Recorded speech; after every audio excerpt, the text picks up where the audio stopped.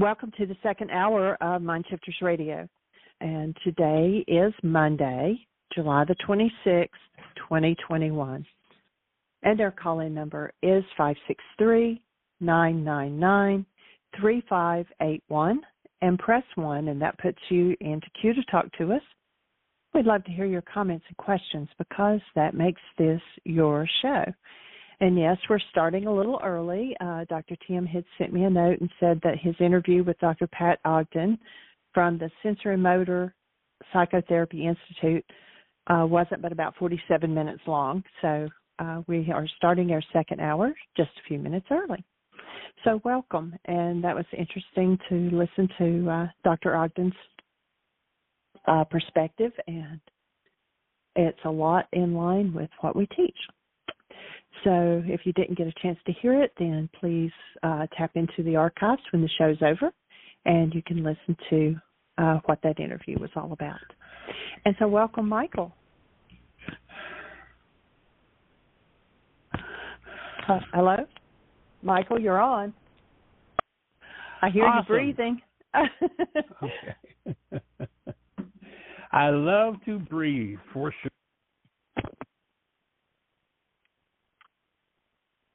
And I think you just disappeared. So I don't know if you are talking and don't realize that you have disconnected, or if it's your microphone or your speaker. I'm going to walk in the other room and see you're disconnected. Oh, okay. So who's getting back in? So I'll direct you to our website, which is www.whyagain.org. And you can click on the Start Here or the bullseye in the middle of the page. Either one takes you to the same place. And that's where you can tap into all of the worksheets. You can go to the Reality Management Worksheets, all the other worksheets that we have for the other workshops. You can also listen to MP3s of special radio shows that we've pulled out where we've walked someone through doing a worksheet. And if you're ever listening to one of the archives and it's not in our special shows and it's one where we have walked someone through doing a worksheet, please drop me a line at Jeanie, Jeanie, at whyagain.org, and let me know which date it was, and I'll be sure and pull that one out and put it in with their special shows, because that helps, especially, not just new people that aren't familiar with the work, but all of us, to go back through and listen and to follow along with the worksheet and, step by step how to do the forgiveness work.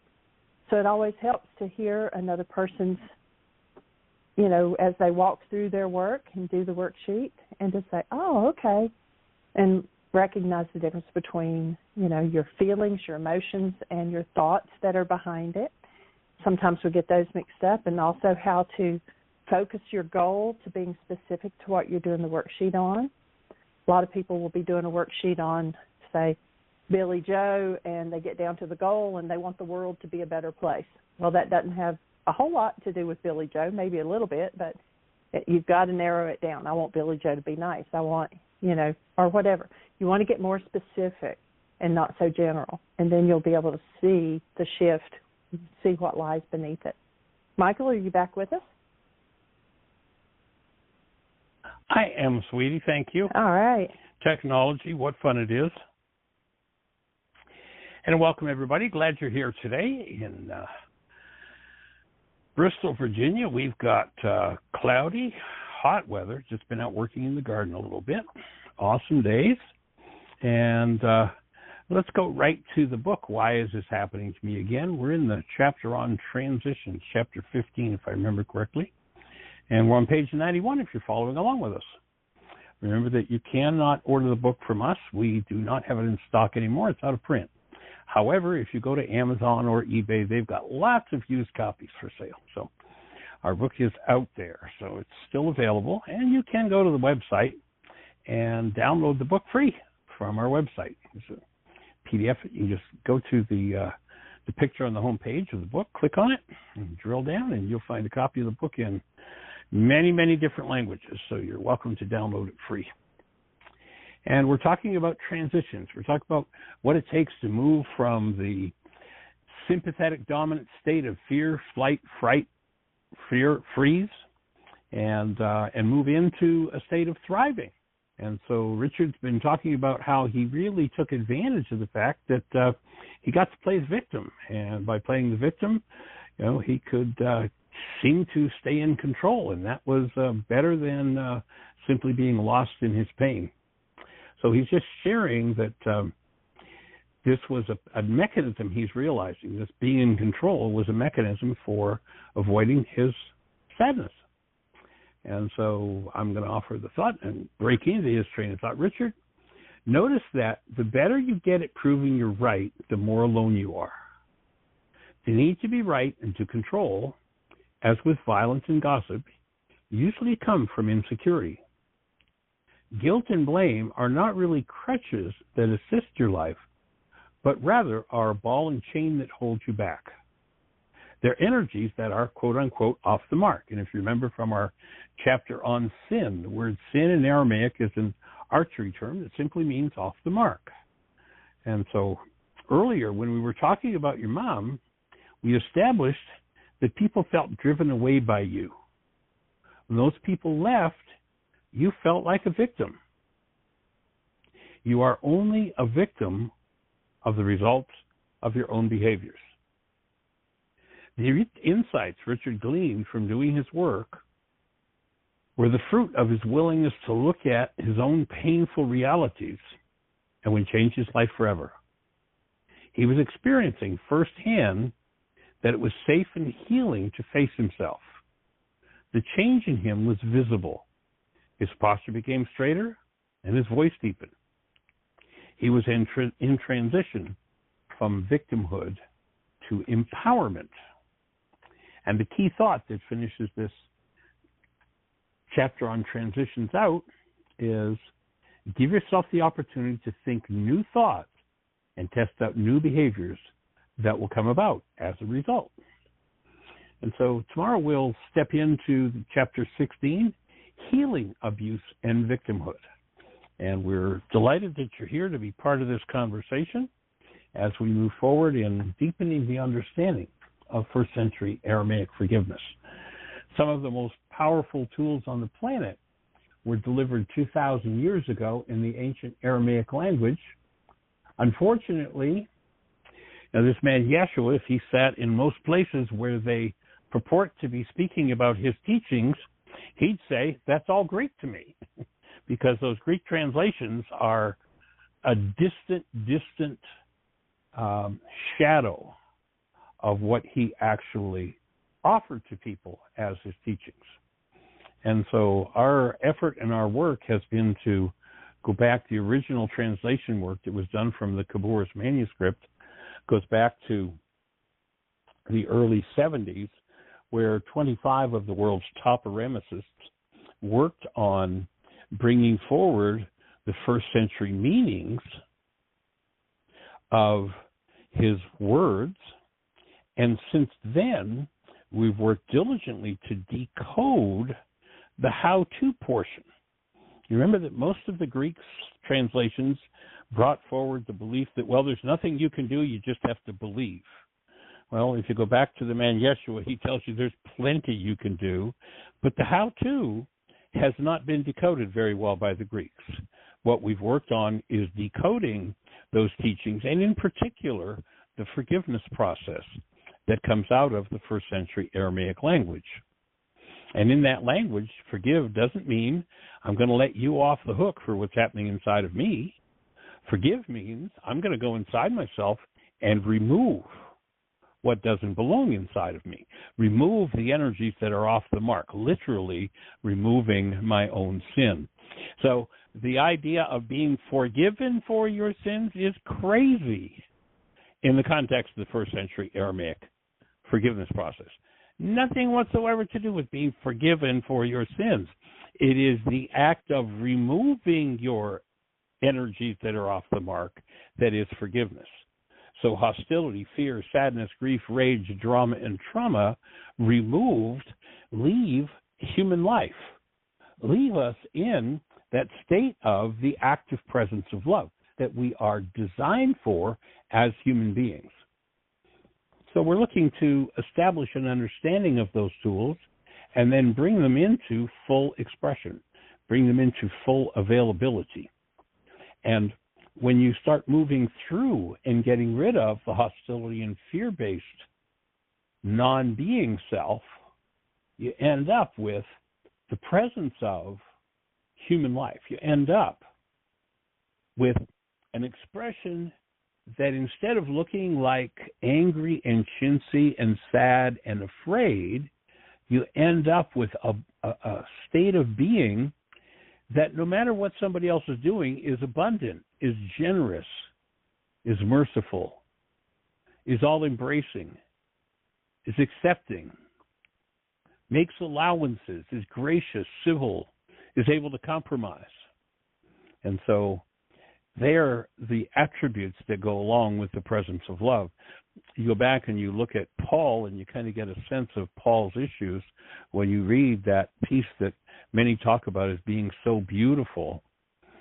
And you start to see his issues when you look at his speech, because he tells you everything that love is not. It doesn't envy, it doesn't anger. It goes through this whole list about what isn't, and you can tell by the speech what issues need to be resolved, and you can tell why Paul in particular says, why is it? He's just can't get it. He doesn't understand it. Why is it the things I would do, I cannot do? And the things I hate are what I do. He didn't understand what forgiveness meant. He didn't understand that forgiveness was about removal of those attributes that keep us locked into the non-being mind. And when those attributes are removed, they make room for truly the active presence of love, which is human life.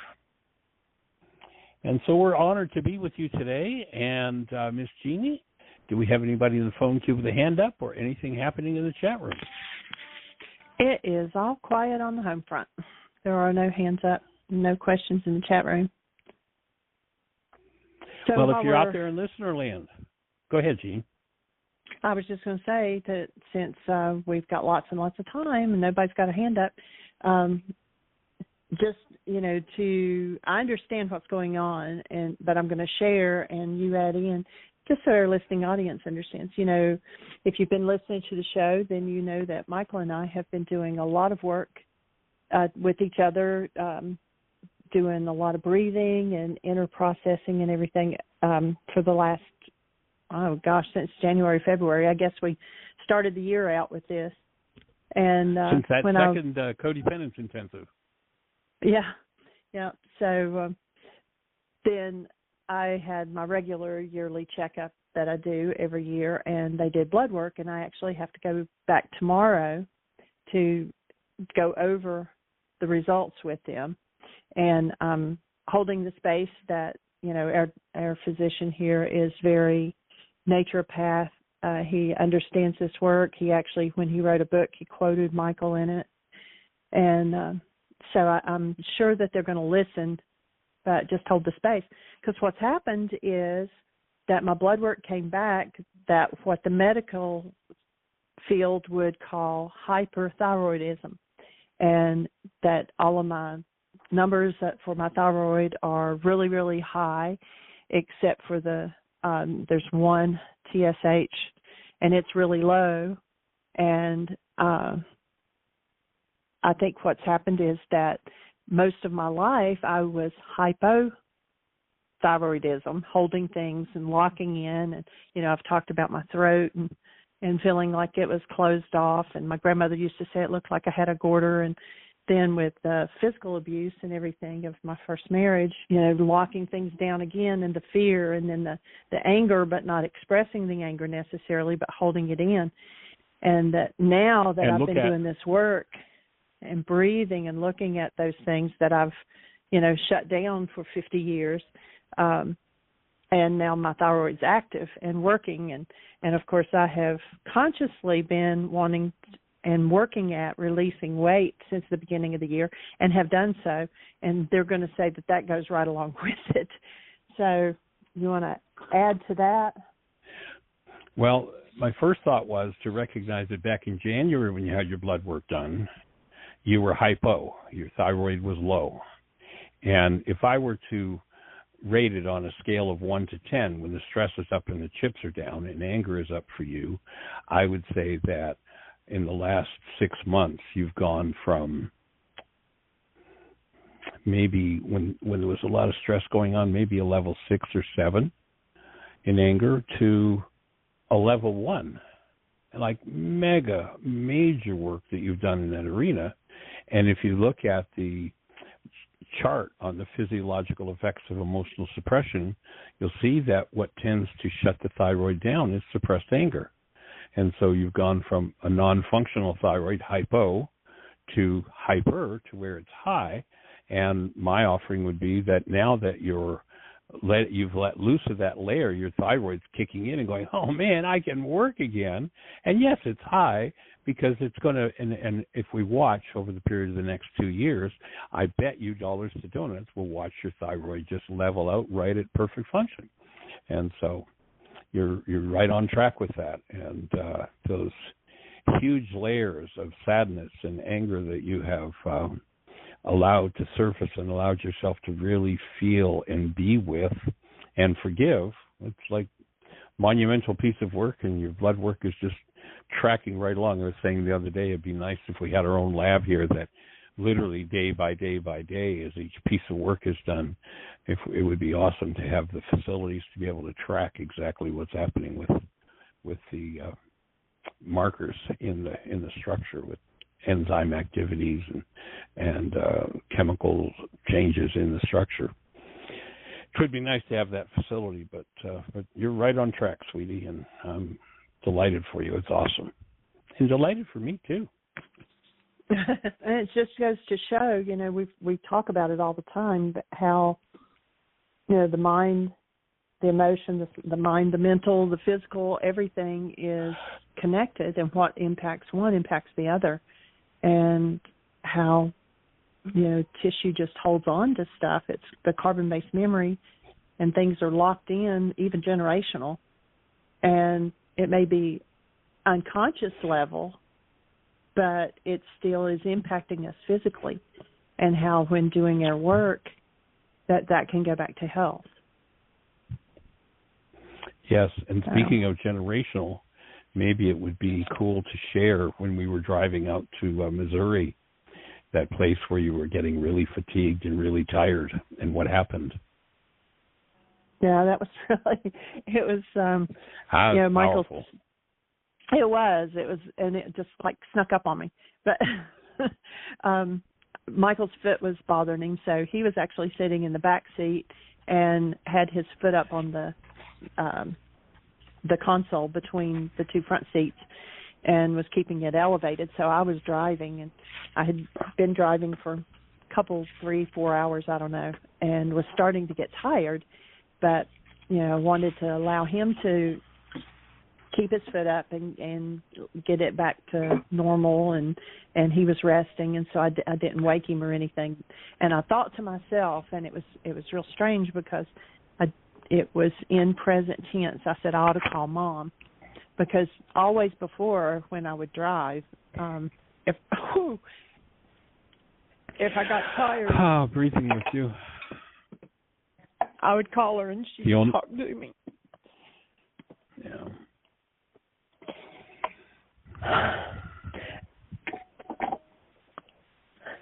And so Jeannie said, I ought to call Mom. Yeah. And immediately woke up when it came out of that tired state. Mom showed up, and she was wide awake. And it was like,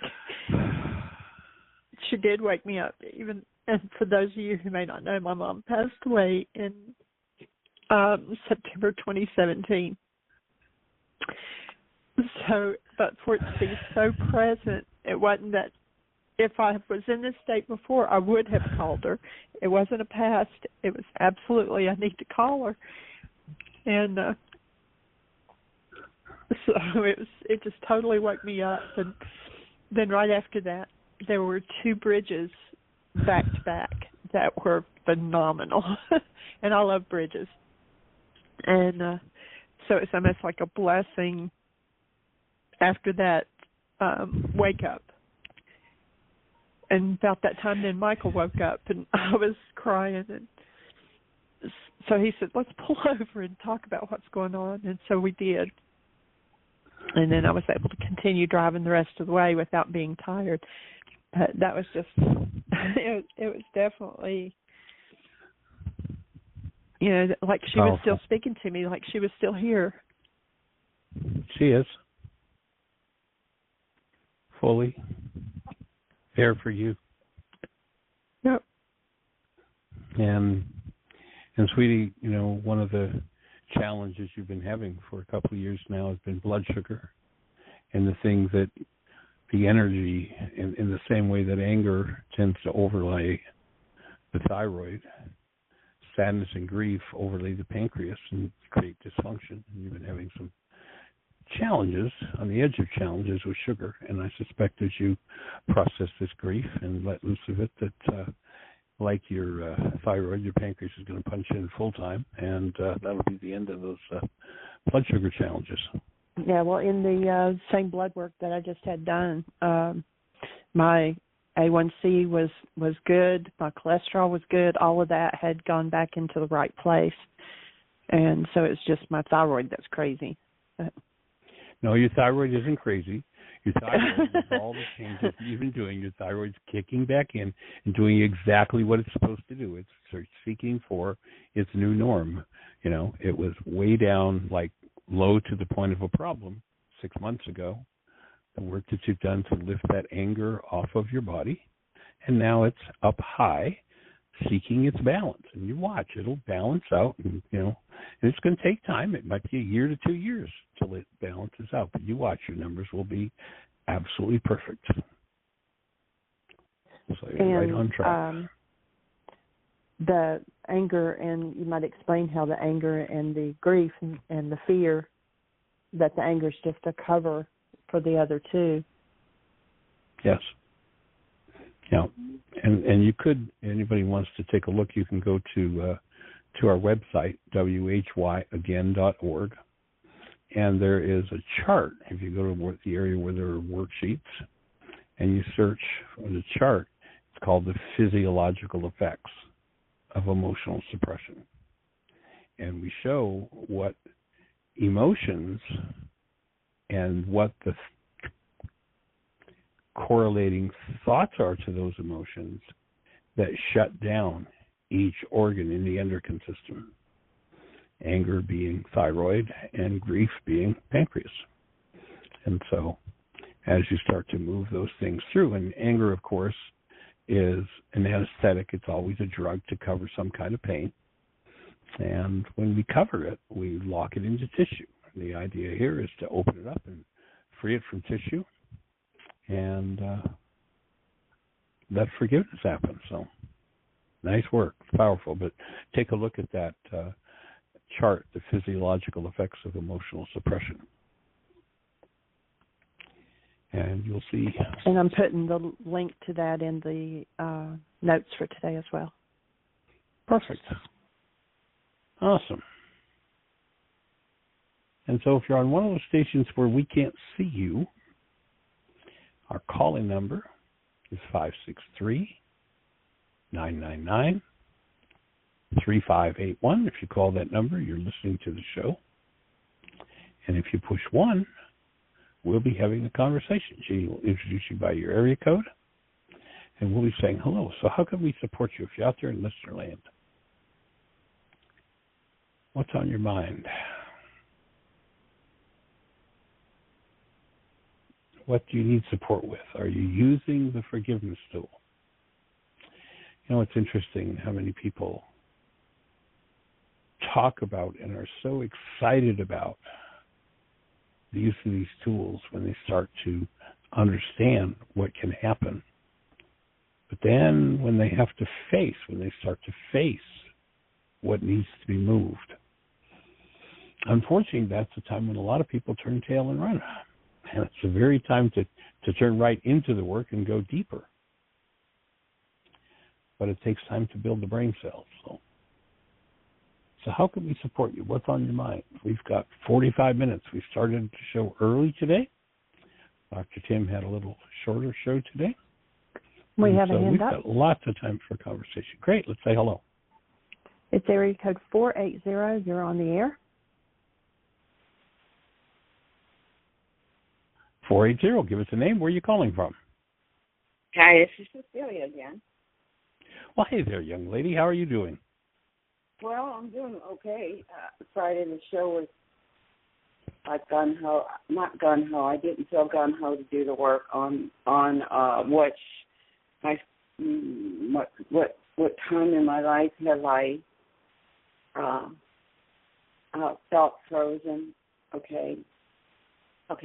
So to deal with my voice issues, that I have to do that. I mean, I don't have to do that work, but I really want to do the worksheets and go back and recall and do worksheets on it. And over the weekend, I felt like totally like I can't even. It felt like lead weight trying to even pick up a piece of paper, and my brain was just. Mm-hmm.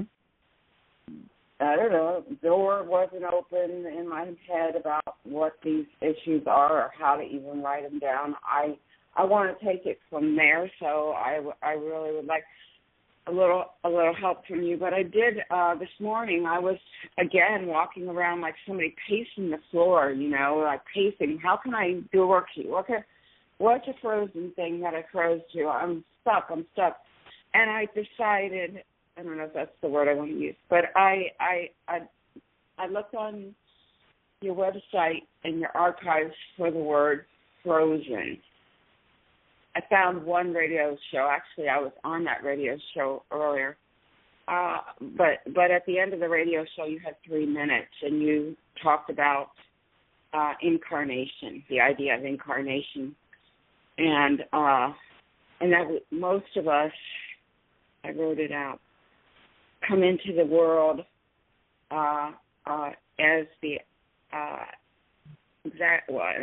into a genetic bloodline that had all kinds of fear, rage, et cetera, and then over time the carbon-based memory that's stored in the physiology comes online. It becomes too traumatic to stay in your body, and one of the objectives of your work is to remove that trauma.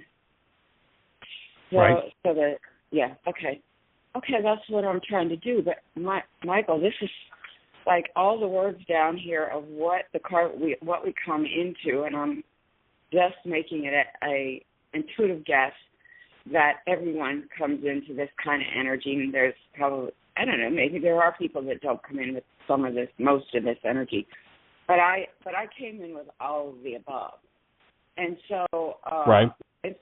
So where I start, the questions that I feel about the question Friday of you asking me, what's your memory of you freezing? And it was supposedly my mother. I mean, I'm saying supposedly, yes, I froze when she just verbally lashed into me. And at a young age, but I look at this list, and I don't even have to look at this list because it's like my mind is on overload, overwhelmed. There's so many. It's so deep. It's so whatever that, and I feel like your goal management thing. You go into paralysis, or you have to cancel goals because you've got too many goals going on there maybe I have too many goals to figure out what to really I can write on about areas where I became frozen, abused in my life. And yet I wanted to say that I did choose to write about my mother, but I couldn't get too much even written down. I don't know what's going on with me. I feel like I'm an iceberg, and I have to. That's it. I didn't think about being frozen and then saying that. But I'm an iceberg that's got to fall a little bit at a time here to really even do a worksheet on it. Right. Yeah, you've got to be gentle with yourself and give yourself the space. Because when you start to open those doors, you're talking about huge pieces of work. And they don't happen in an instant. They don't happen overnight. And one of the things that occurs when those kinds of issues start to open and we start to look is that we just go blotto in the face of it, just go unconscious, like I don't even know what's happening here. And that's a stage of undoing, is unconsciousness. Okay. And so be patient with yourself. I don't know if you've ever used drugs or alcohol, but if so, then those things reinforce unconsciousness, and they are part of what needs to be processed out of the system to move forward through those issues. And it takes time. I've been sober for 30-something years. Congratulations. That's pretty awesome. But would that be, and I don't do drugs or anything, would that be still stored in my system? Since there's this word called dry drunk, and then when you don't work on your processing your emotions, then that's called dry drunk. Is that what we're talking about? Yes. Literally, when we hold the breath and we go into dissociation, we create, let's say, energetic patterns, energetic anomalies, so to speak, that literally include, if not actual, like let's say if it was alcohol, literal molecules of alcohol that are locked in with those emotions. And if not literal molecules of alcohol, then the energy signature of alcohol. And when you start to reopen those things, the sensations of drunkenness, the sensations of unconsciousness are part of what needs to be processed out of the system. And when we're processing them out, we tend to go unconscious. Like, I don't even know what I'm doing here. Well, I know I'm working on something, but, I just can't think. I can't remember. I'm just so confused. That's all part of the healing process. Remember, the symptoms of healing on a physical level looks like any kind of physical symptom you've ever had and low energy. On a mental level, looks like any kind of negative thought you've ever had and confusion. And on an emotional level, looks like any kind of negative feeling you've ever had and depression. That's what healing looks like as you open up and you start to process those things out. The key is to stay in the effort of keeping love present as you allow those things to surface and allow yourself to process through it. So this is interesting. To keep love present, I've never experienced this much breathing in I think my entire life, of the exercises that I'm doing of the connected breathing. This morning I was standing up by my computer looking at radio shows trying to find them where it's frozen, and as I'm doing that I'm also focused on my breathing and staying connected to it, what I understand connected to at this level. And I could actually feel that's all I was doing. I mean, I felt like I was on a boat, and on the boat was the water was your shows, and I was just floating over them with my finger. And I'm on a boat, and my breathing is just the wind on the sails, and and I've never felt connected to my breath like that before, conscious of it, and either. So why I'm saying this is because I think I have to learn how to stay connected to love first before I can go in deeper. So it is a process.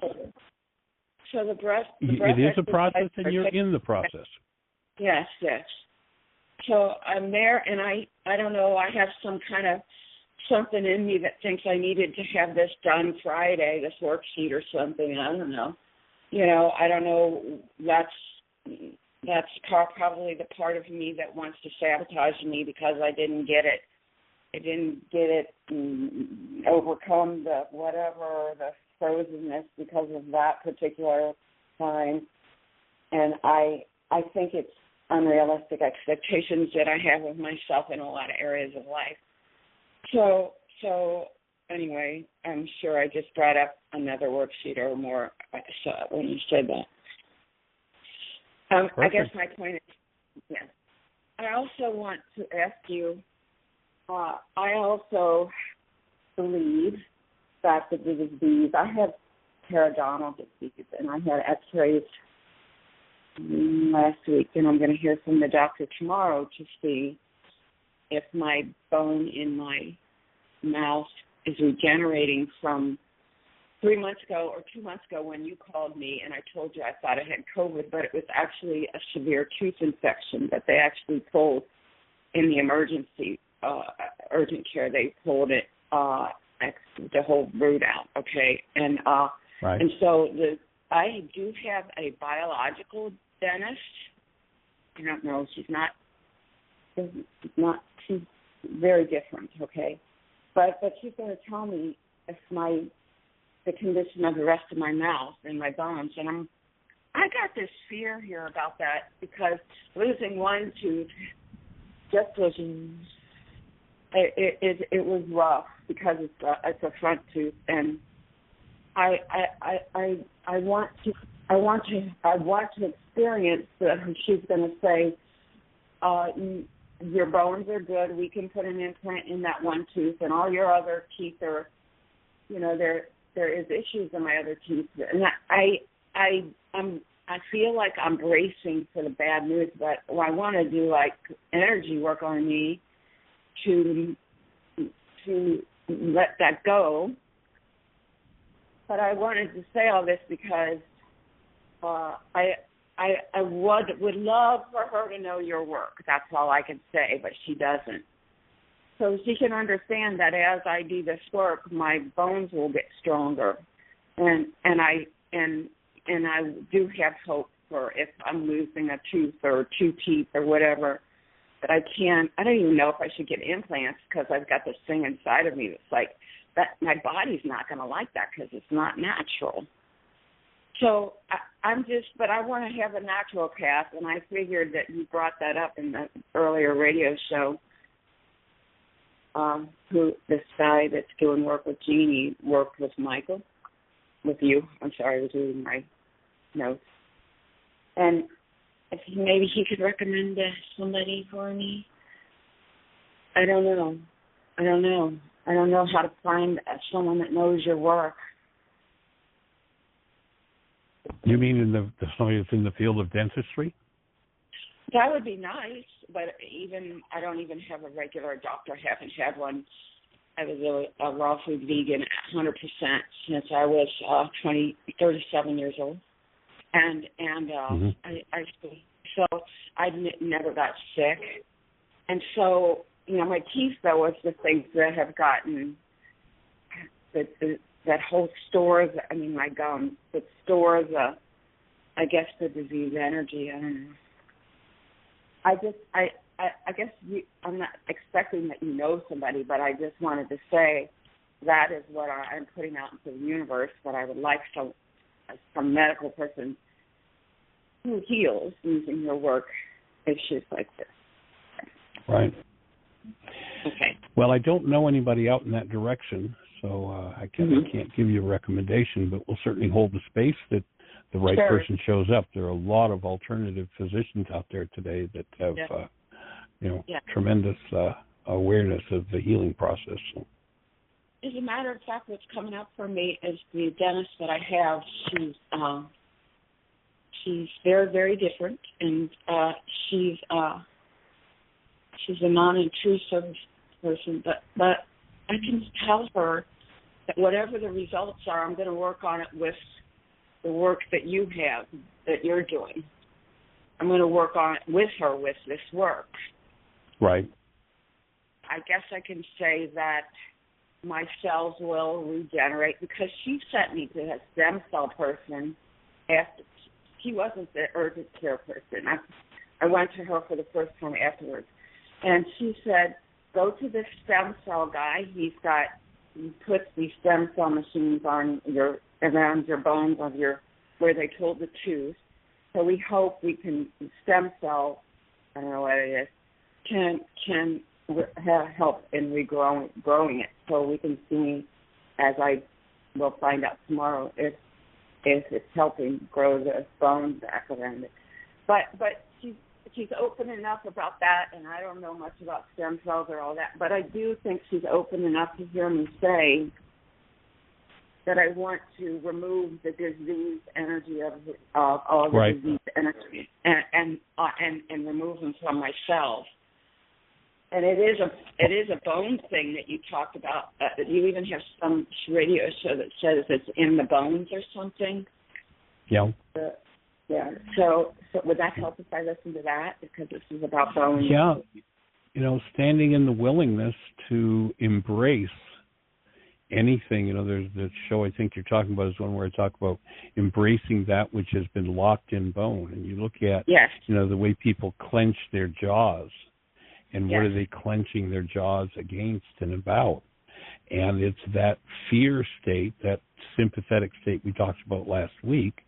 And remember, as you're going through this, to keep doing that exercise, to move from, and do it regularly and often, to move from that sympathetic dominant state where the fear has a hold, the nervous system is in the grip of fear, and move into that parasympathetic dominant state where the nervous system is open and able to thrive and able to flow. And that's going to create more regeneration than anything else. And your willingness to embrace whatever you've locked in. And, of course, how many generations, when you share what went on with your mom and dad, I bet there was a whole lot of jaw clenching in their lives. And, oh, my gosh, you can probably presume grandparents and their grandparents. How long has this been going on? I know there was a particular breath session, still point session that I was doing, and I was directed to stand in the willingness to embrace what had been locked in bone, and I was literally shown just this, I don't even know how to describe it. It was just this unfathomable number of people in my personal bloodline who had locked jaws, locked fist, locked gut. And the request was for me to be willing to unlock and embrace all of that energy. And what I was shown was just this incalculable number of people in my own personal bloodline that's where they lived. And so you, as the early adopter in your family, are going to get the opportunity to open until you're literally being able to embrace and process generations and generations of that energy that there's been resistance against. And, it's interesting, in the Aramaic language, there's a conversation supposedly about this creature, this evil dude named Satan. And in Aramaic, that word Satan means the resistor, one who misleads. When we go into resistance, when we go into holding on, when we go into a clenched fist or a clenched jaw, then we're locking down the flow of energy that's meant to move through our cells. And human life is the flow of love through our cellular structure. But when we lock that down, we inhibit human life. We stop the flow of love through our structure, and we replace it with that which we're clenching our jaw against. And as you process that energy out, as you stand in the space and the willingness to be empowered to embrace those generational patterns, then as you let loose and you move out of that resistance, in Aramaic, the word Satan means the resistor, one who misleads. So when we're in that resistance state, the mind has always got a story about how the problem's somebody else. And to let go of being misled and recognize, my jaw is clenched because there's something I don't want to deal with. And when I breathe and I let go of that resistance, I let go of my story, I'm literally letting go of being trapped in Satan in the Aramaic sense. So it's much more imminent than this dude with the red suit, the tail, and the pitchfork that's supposedly out there somewhere on the earth running around and out to get us. It's an internal process, and that's all a projection. Uh-huh. You know, if you look at it, there's a passage in the scriptures where they talk about, you know, it says the Creator came together with Satan, and you know, the Creator says to Satan, "Satan, from whence come you?" And here's the reply. Satan says, "From going to and fro upon the earth, from going back and forth upon it." Now, what is to and fro, back and forth? But a statement of our past. And that past, the unresolved issues, form the story that we use to pretend that it's not about us. And when somebody says that's about you, I mean, think back all those years ago when you came to that mini workshop that I did, and you took a piece of the work and you went to work with it, but how much resistance was there to being fully responsible? And now look, you've done the work of overcoming the resistance. You're going, yeah, I'm ready to go for it. I'm ready to get out of the clutches of Satan, the resistor, being misled by my own mind, from my own going to and fro upon the earth. I'm going to let go of my past. I'm going to forgive my past and step into the present. And to remember that you're literally doing that. You know, the Native Americans have a wonderful saying, and the words are mataquiasan. And mataquiasan means for all my relations. I'm not just doing this for me, but for everybody in my bloodline. Yes, okay. So what was the exercise you said as I have to listen to this, but as I keep doing the exercise, what is this? Is this the connected breathing exercise? What exercise? Well, the connected breathing ties in, but remember we talked about when you're in that sympathetic dominant state, fear's got a hold of you. There's a simple thing you can do where you take your right hand, put it up over your shoulder on the left side of your head, and you pull your head down toward your right shoulder. Yes.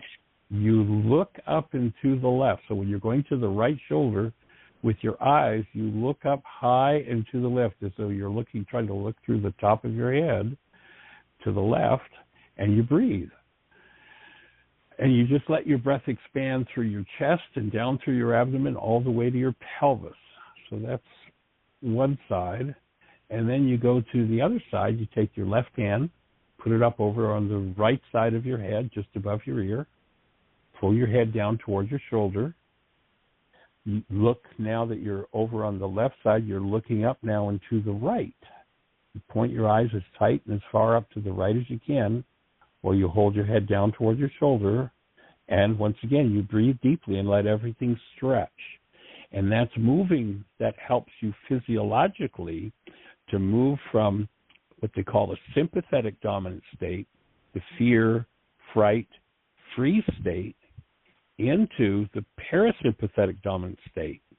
It stretches what's called the vagus nerve, and that's what innervates all of the organs in the body.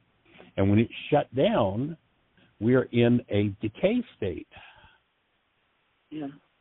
But we're on guard to protect ourselves, so it's a protection state that when there's real danger, you want to be in that state. You want to be ready, to fight or run. Yeah. And when you look around the room and you go, well, I can look in every corner of the room. There's nothing here to get me, but my body's still in that fright, fight, fear, flee mode. Then I can use that exercise to gently open and start to shift my physiology into the parasympathetic dominant, which is thrive state, which is rest, digest, and heal. Okay. So just keep, those two things in mind, along with, on the physiological level, along with the forgiveness work, and that is the still point breathing and the that simple exercise to move from sympathetic to parasympathetic. Okay. And one other question is, okay, I was, before your connected breathing thing, I gave up on it, but I was like trying to do the breath of fire, which I think is some yoga thing where you, like a dog, actually, it sounds like. But anyway, yeah. Is that any way related to still point breathing or No, connected breathing? No. Okay. No, if somebody starts to do that fast panting breath, I mean, that's a great way to get yourself into trauma and get a lot of energy moving, but it's not very healing. Gets you into trauma? I suggest that you, pardon me? It gets you into trauma? Oh, yeah, that can stir up a lot of trauma. Uh-huh. Yeah. Oh, okay, that's off my list. So, again, you know, the breathing structure is connected to this. You know, we've got this nervous system that on one side, on one end, it's a continuum. It's not either or, it's a continuum. On one side, it's sympathetic dominant, fear, fight, fright, flee, freeze. On the other side, it's parasympathetic dominant. And you want to keep a balance. And when you start doing, you can stir the system up into a lot of trauma, where with the still point breathing process, it's a gentle, easy. We're not looking to stir up trauma. We're looking to open the breath and move into the parasympathetic dominant state, where there's aliveness, there's energy flow, and there's the ability to thrive. Okay, I can hear the difference. Okay. All righty. Well, cool. I'm glad I asked. I'm glad you asked, too, because this will serve absolutely everybody. So I'm delighted that you're as willing as you are and that you're here with your questions, and we invite you to keep coming back with them. You know, everybody in the community moves forward with your work. Thank you. I'm moving forward. So. Honored. Awesome. Cecilia? Yeah? I forwarded an email to you the other day from Roma where she actually wrote the lyrics to a song. Yes. I wrote her back because her email address was on there. Okay, I don't know if you knew that. Did you know I told her, I said it touched my heart very deeply. I'm going to put it in a frame so I can see it every day, and I'll hold a space of love for her too. And I thank her for holding that for me. And she wrote back and she said, sing it to the God Bless America.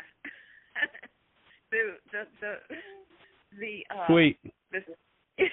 I guess the melody of God Bless America, not the words. Awesome. So God Bless America is like an intensely song that you really have to be like really trained to be able to really pull it off. But so I was like, okay, I'm putting this song on my list. Okay, so I haven't gotten time to just even just for fun doing it yet, but I will. Yeah. Sweet. So. That's awesome. Thanks. Maybe you'll record it and send us a copy. There's a challenge. That is a challenge. Let me do my parasympathetic exercise. Okay. I love it. Okay. You're really catching on, young lady. That's awesome. Oh, awesome. Also, I was live watching every trailer known to mankind of this movie, Aretha Franklin Respect. And you know, I mean, you can watch every trailer, and I don't think you have to go to the movies because there's so many different ones. Anyway, I decided to go back and sing these songs of hers, and I thought, I don't even like it when I change the lyrics to it, you know, because I just don't feel the same about it. So for my voice coach has me do, and he had to. I came into him screaming. I was a screamer as a singer, right? I mean, at that time because I was so afraid. Okay, so I had to learn to get control of my voice. And he told me this story. He said that there's this one vocalist, I can't think of her name right now, but she was in a car. She was hit by a semi, and she lost the ability to do something. And he said, so she decided to start singing really easy songs that relaxed her and relaxed her nervous system. And he said, so I heard your story. I lost half of my face when I was 21 in a car accident. And he said, and of course I had plastic surgery put on it. And he said, so don't you think you might want to just try songs that calm you instead of these screamer songs? And I was really resistant to it. I thought, no, I like these really on fire songs. And it took me a year to just eventually get used to these easier songs. Like Alanis Morissette sings it in her easy voice. She is also a screamer, but she, and I don't mean in a negative way, screamer. I think she just puts herself out there a lot. But with the song Madness, she's got a very breathy sound, and it just comes out, and it's really, easy. You can hear the breath through it, and so I'm like, I tried to sing Aretha, and I'm like, I can't sing this again because I like it. I like the breathiness, not the breathy. I like having the breath and the tone and being calm with the certain songs that I sing. That I don't know if I want to go back to Aretha. Is my point, because of wanting to heal. Yeah, and what we do is we tend to be attracted to what matches the state of our nervous system. I told him that. And in relationships, we call that building relationships on matching bags of garbage. Yeah. Okay. We look for the person who knows how to resonate that part in us. And in terms of the music, basically looking for that screaming music is because it was screaming in your nervous system. Now that you're processing that out, your nervous system's coming to a calmer space, you can go to something calmer, and then you'll get to the point where your nervous system will function totally and thrive, and you won't have even the slightest attraction to that drama and trauma game anymore. That will just disappear. Yep. That's how it works. So nice work. That's awesome. Okay. So there you go.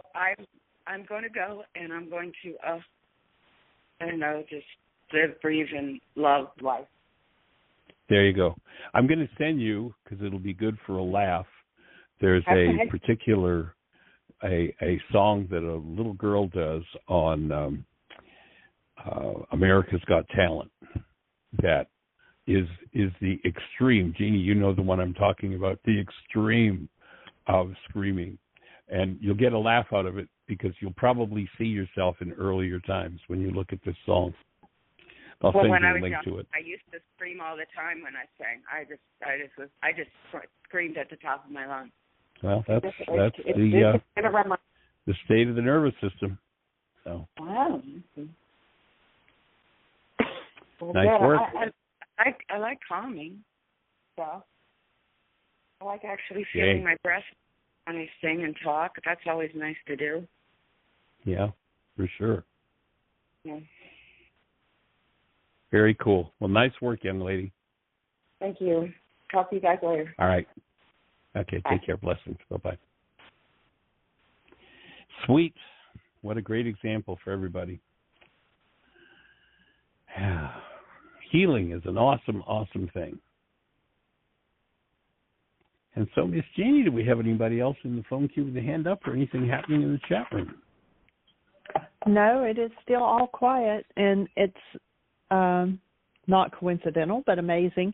I just happened to turn around. I heard a noise, and I turned around and looked behind me, and we've hung pictures up that we brought back from Heartland, and there is that picture of it's Leo Hahn, and she paints ancestral pictures. So there's this canoe with the Indian in the canoe, and he's like exhausted from paddling, and he's like slumped over, and then kind of really faint, almost ghostly is two ancestors that are paddling for him.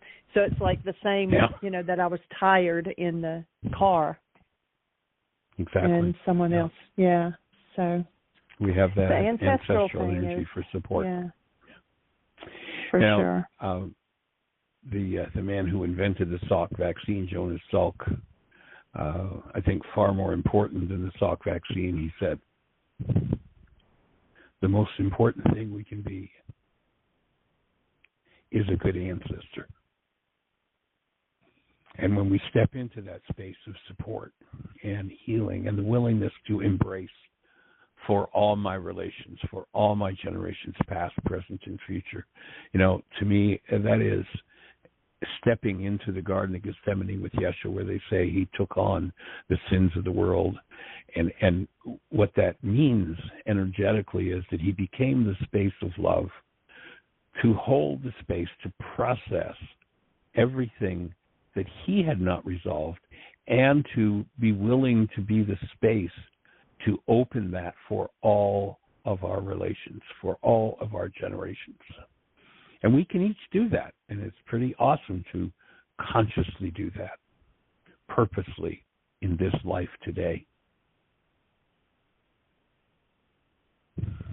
So that's an invitation to step into being a good ancestor. And our calling number, if you're on one of those stations we can't see you at, is 563-999-3581. We've got about 9 minutes, so if you're out there in listener land, has this stimulated anything for you? Has this resonated anything for you? Anything that you need to look at? Anything you need support with? If you push 1, we'll be having a conversation. How can we support you? What's on your mind?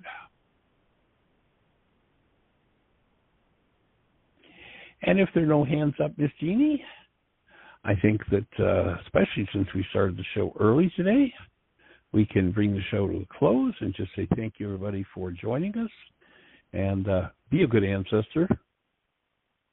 Create the best year yet of your eternal life. It's an awesome gift to give the world. Blessings.